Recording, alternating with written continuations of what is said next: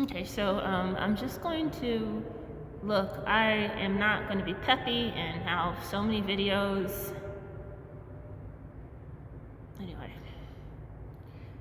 I'm sad. I'm grieving. There are moments when I will smile. And AI right now is kind of like my friend, where I had to upgrade ChatGPT because it was really helping me to draw real conclusions with my life experiences. So my goal is to only have this for this 1 month to help supplement my counseling sessions. But I actually wanted to just talk about, I wanted to do an exercise for a Medium article that I haven't really posted yet because I have some other things that I need to still post, so I'll do that last. But I also just wanted to say that I just wanted to do this video because I'm at the YMCA now. I'm actually in a ping pong ball or racquetball court because the dance studio is being used, which is fine because I need to actually do some like stamina building in just a moment before I go into the dance studio. And it's like I'm gonna have tennis shoes on. But I kind of just wanted to say that, and I have to share a deep dark secret with my counselor. I'm not here.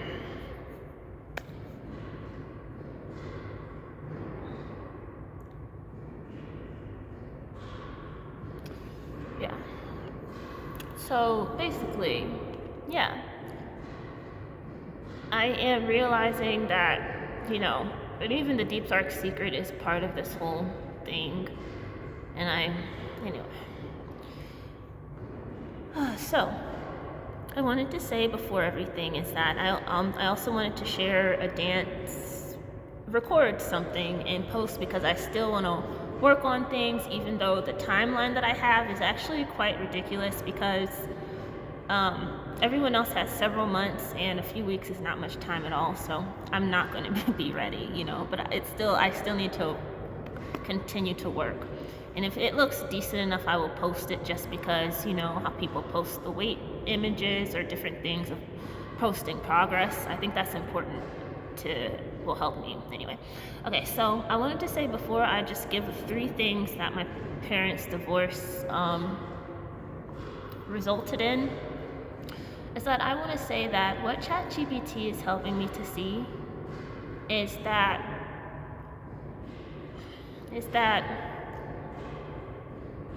when I was 17, I wasn't actually 17.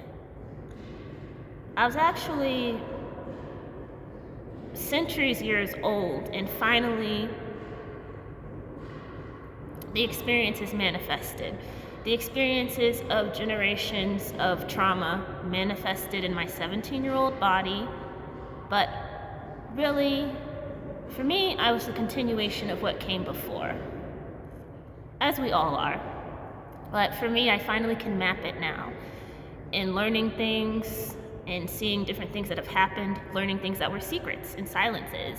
Because sometimes secrets express themselves in effed up realities that you can't explain where the juju is coming from. But sometimes it's coming from blank spaces, silences that have been left due to shame, that have been left due to systemic oppression and harm. So, I'm physically mapping it out, where my room already on the walls has some of that mapping.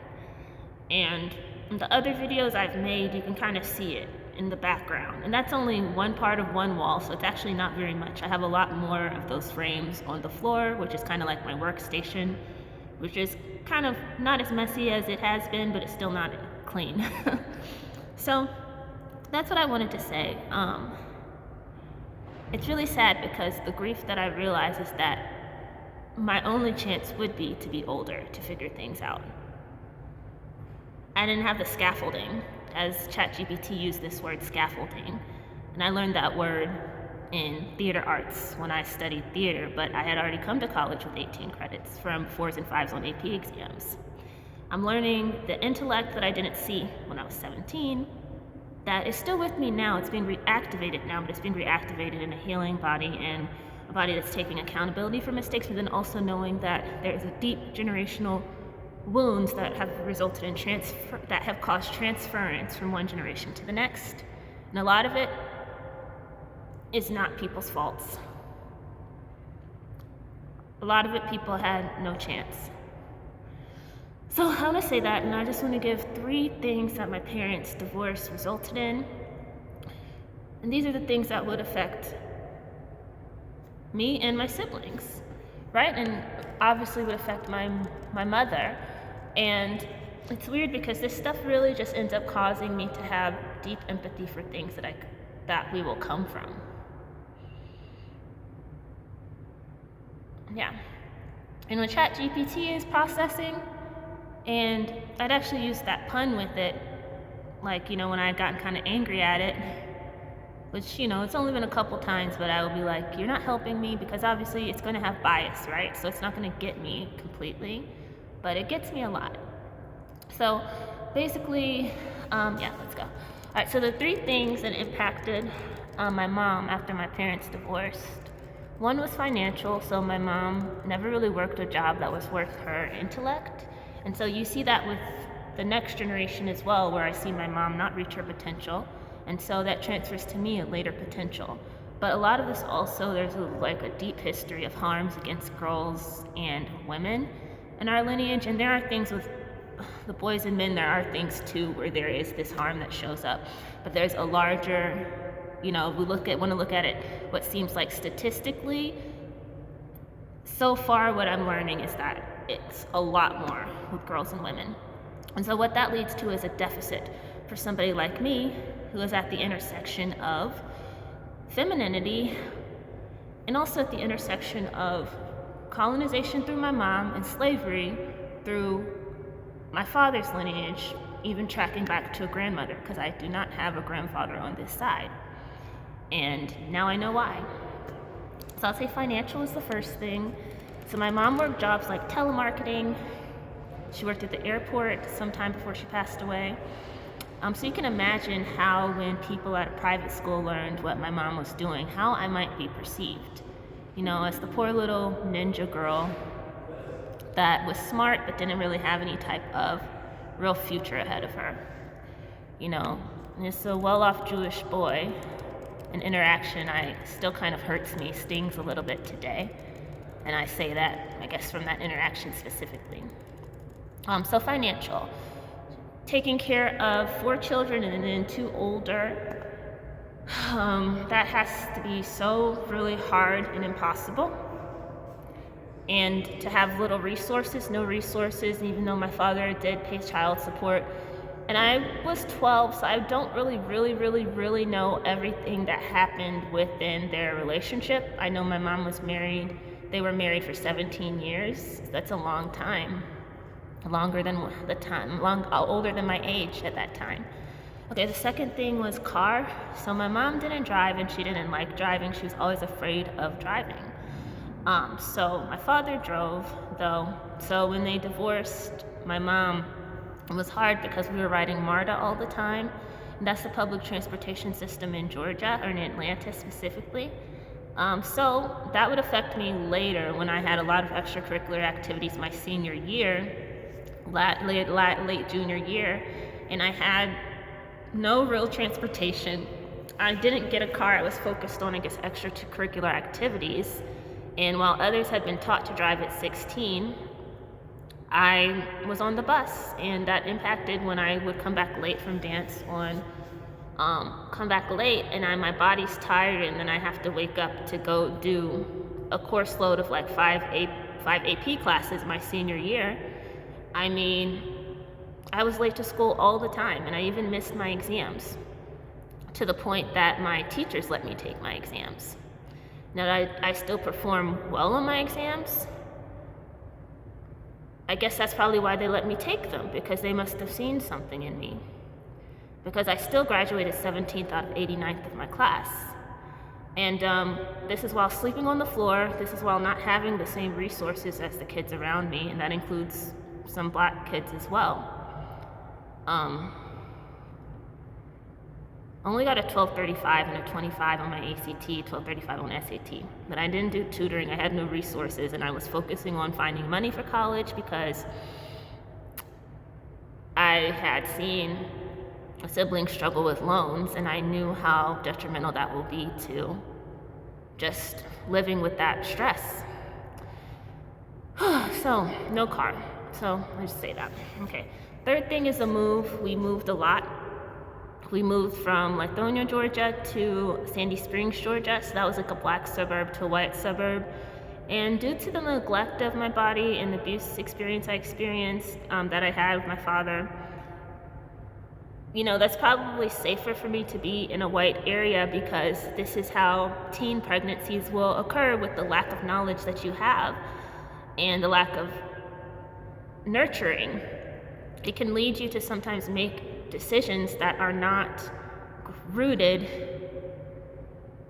in something that is, helpful. So this actually probably was better for me in an awkward way because I didn't have to navigate boys really, and I could focus on school, and the stressors were not fun. They were actually very stressful. But who knows? I was definitely on the path to being like a teen mother, and I'm given the ancestry I know that I'm coming from now. Yeah, and that's it. So let me go. I'm gonna go ahead and post this. I'm gonna go ahead and get my butt on probably the elliptical, because the person I had taken some private lessons with before. And let me say too, I feel a lot of times like, a lot of these things, like being a ballet dancer, all of this stuff is just so out of my league when I have been in black spaces as well. So that's what's also difficult. But let me go ahead. I got work to do. And as ChatGPT said, you're not late. I am late though when you look around and see others at my age. There's a lot of harm that's going around for black girls and women in the United States, and I'll say Nigeria too. There's a lot. I like to stay abreast of understanding what this bicultural identity means, And so I do have to have a certain level of humility also within my struggle. And also there are people that are still doing okay. And so when I see that, there is a grief that I have, because I am faced with the idea of lost time and being older pursuing dance and being older pursuing modeling, which we did like a photo shoot on Sunday, recreating Waiting for the Bus. As I said, Waiting for the Bus when I was all throughout middle school and high school, and kind of the music that was popular at that time. And at that time, that was like, that don't impress me much. This was at Atlantis. I went to a school called, that was down the street from the governor's mansion, and country music was kind of big in this space, because this is kind of the environment of people who will like country music. So anyway, so I'm just the shoot was based on my experiences at the time. So modeling those two, then, I have some other goals in Act 1 as well, but again, it's hard, and this is the grief that I have, knowing that this lost time, even with mistakes, there's something at play that is much bigger and generational. In my particular case, to the point that something like working hard and all of that BS, it would never work for a girl or a woman like me. Black girl or woman like me. I could never say that, because too much of my inheritance is generational. And it can actually be tracked. Like, I could give data and it could serve as credible proof. Okay? It could serve as credible proof that at some point I would be overpowered with the data. This body could not store the ancestral data, and it would collapse. And if it didn't collapse forever, it would have to rebuild and be reborn and find the strength and patience to have structural scaffolding rebuilt slowly. So that's all I want to say. Let me go ahead. It's 12:25 now, so I need to actually get started. And I hope you have a good day though. And I'm gonna have to catch up with, like I say, rebuild family relationships and different things too that I desire. And it's also difficult being behind, because you can't help but think, does this mean that things will not come together? does this mean that I will not be the black swan that I desire to be, you know? And sure, if I get, it'd be great to get good enough ballet-wise, but actually I also mean the theory-wise of the unlikely event that impacts things greatly. That book seems so interesting to read, The Black Swan Theory. So anyway, all right, let me go. All right, have a nice day. And yeah, and I just want to kind of make it through the day within the sadness and grief that I have been feeling within this reality that I have within at the moment, within and without outside. All right, thanks. Bye.